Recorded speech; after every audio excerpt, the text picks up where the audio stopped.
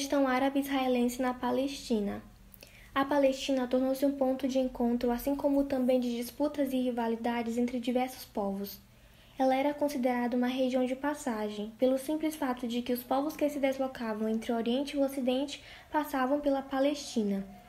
Ela era uma região escolhida também para fixar residência. Era a terra de origem do povo hebreu, mais tarde conhecido como povo judeu, porém os mesmos foram obrigados a deixar a sua terra de origem pelo simples fato de terem sido forçados pelos babilônios e mais tarde pelos romanos.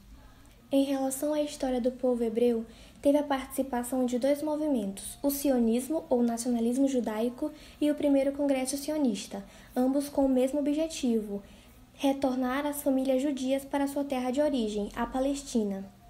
No ano de 1897, o primeiro congresso sionista teve a decisão de enviar à Palestina grupo de rabinos com a missão de verificar se era possível o retorno de famílias judias para a formação de um lar nacional naquela região. No fim do século XIX, o Império Otomano tinha total controle da Palestina e tal região era ocupada pelos árabes. De acordo com o autor da obra A Muralha de Ferro, Israel e o Mundo Árabe, os emissários dos rabinos enviaram o seguinte telegrama: a noiva é bela, mas casada com outro homem. Mensagem que alertava para a ocupação do território da Palestina pelos árabes. Por mais que houvesse a presença dos árabes na Palestina, as famílias judias continuavam migrando para aquela direção. Portanto, tanto a migração quanto os movimentos antissemitas na Europa começaram a crescer bastante naquela região. Inicialmente, as migrações dos judeus na Palestina atraiu um pequeno número de famílias que desejavam fugir da Europa por conta da discriminação imposta a elas. Em 2 de novembro de 1917, o ministro britânico Arthur James Balfour fez uma declaração em uma carta. Nessa carta, ela se referia à intenção do governo britânico de facilitar o estabelecimento do Lar Nacional Judeu na Palestina, dando origem ao movimento sionista. Esse movimento foi um movimento nacionalista judaico que tinha como objetivo central a defesa da formação judaica e, ao fim da Grande Guerra, havia 56 mil judeus habitando na Palestina. No mesmo período, a população árabe era de 644 mil. E apesar dessa diferença entre os árabes e os judeus, o governo britânico, que apoiou a causa sionista, necessitava do apoio das populações árabes do Oriente Médio para lutar contra o Império Turco na Grande Guerra. E para ganhar esse apoio, a Inglaterra prometeu auxílio na criação de um reino árabe independente ao prefeito de Meca, uma cidade localizada na Arábia Saudita. Terminada a Grande Guerra, a França e a Inglaterra dividiram as terras antes pertencentes ao Império Turco derrotado no conflito. A influência das potências europeias sobre a região contribuiu para o acirramento das disputas entre os povos do Oriente Médio. Daí em diante, coube à Inglaterra a administração da Palestina sob a justificativa de prepará-los para uma posterior emancipação política. Os judeus partiram em busca da Terra Prometida, que no decorrer da Segunda Guerra Mundial, a imigração estava significando luta pela sobrevivência, e após essa guerra significava a promessa de reconstrução da vida, de pouco a pouco. E os britânicos, que mantinham um controle militar naquela região, procuraram resolver as disputas territoriais, que não foram solucionadas por eles, e sim pelos ingleses, com a medida de recém-criada pela ONU. A Assembleia Geral da ONU, na verdade, precedida pelo brasileiro Oswaldo Aranha, em 14 de maio de 1948, que, no caso, ficou aprovada como o Plano 181, que determinava a divisão das terras da Palestina, dividida com o Estado judeu e o Estado palestino.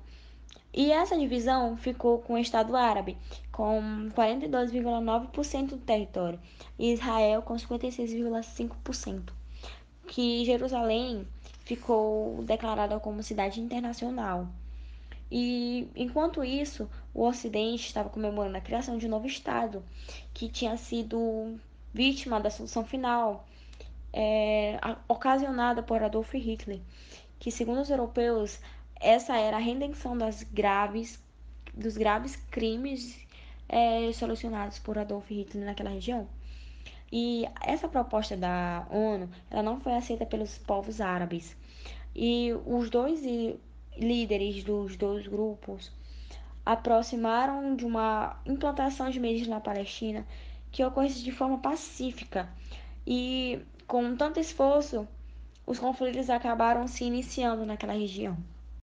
Em um fragmento escrito por Demetrio Magnoli, é dito sobre a violência que ocorreu entre essas duas comunidades.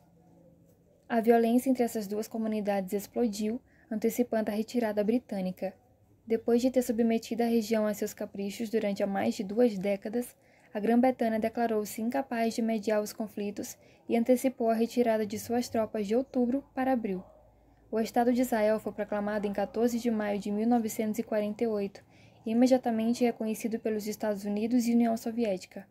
No dia seguinte, a nação recém-nascida foi atacada por forças regulares do Egito, da Síria, da Transjordânia, do Líbano e do Iraque, que acabaram reforçando as forças irregulares palestinas e o Exército Árabe de Libertação, que era comandado pela Liga Árabe. O primeiro de vários conflitos que ocorreram se iniciou em 1948 e em 1949. Vários países não reconheceram o Estado de Israel e acabaram iniciando um novo ataque. Dentre esses países estavam o Egito, a Síria, a Jordânia, que naquele tempo era Transjordânia, mas que o nome foi mudado para refletir o fato de que não somente existia um pouco além do Rio Jordão, mas em ambos os lados dele, e o Exército de Libertação Árabe formado na Palestina. Os ataques que eram feitos a diversas regiões por egípcios, sírios e transjordanianos trouxeram grandes dificuldades para as forças de defesa de Israel se organizarem e evitarem um novo ataque a um novo território.